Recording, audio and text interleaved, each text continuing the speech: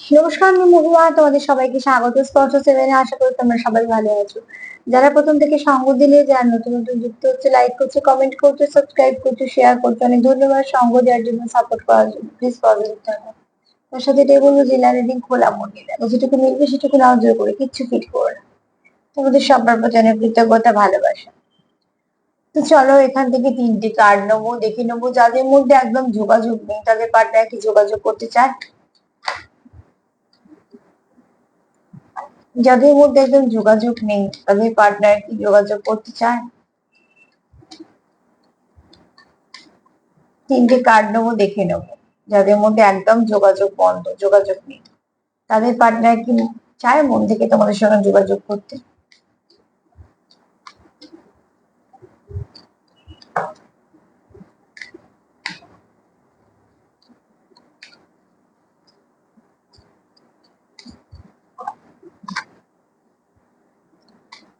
তিনটে কার্ড নিয়ে নেবো, নিয়ে দেখবো।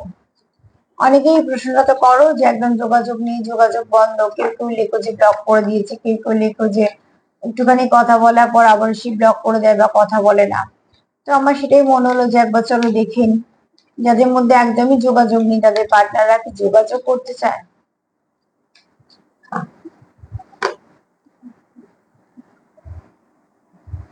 কি চায় তারা। যাদের মধ্যে একদম যোগাযোগ নেই, তাদের পার্টনাররা চায় আগে সম্পর্কটাকে হিল করতে, এবং ঠিকই চায়। অসুস্থ শরীর নিয়ে যেমন এগোনো যায় না, তেমন অসুস্থ মন নিয়ে এগোনো যায় না। হয়তো প্রচুর দুঃখ আছে, খুব আপসেট হয়ে আছো, বা প্রচুর মাথা গরম হয়ে আছে, রাগ জিদ ইগো ফ্রাস্ট্রেশন আছে। তো সেখানে তুমি কি ভালো আশা করবে। তো তাই জন্য তোমার পার্টনার চাই যে তোমাদের সম্পর্কটাকে হিলিং করার প্রয়োজন আছে, মানে যা যা ক্ষতগুলো হয়েছে ক্ষতগুলোকে সারাও। তো ভীষণই ভালো চিন্তা ভাবনা।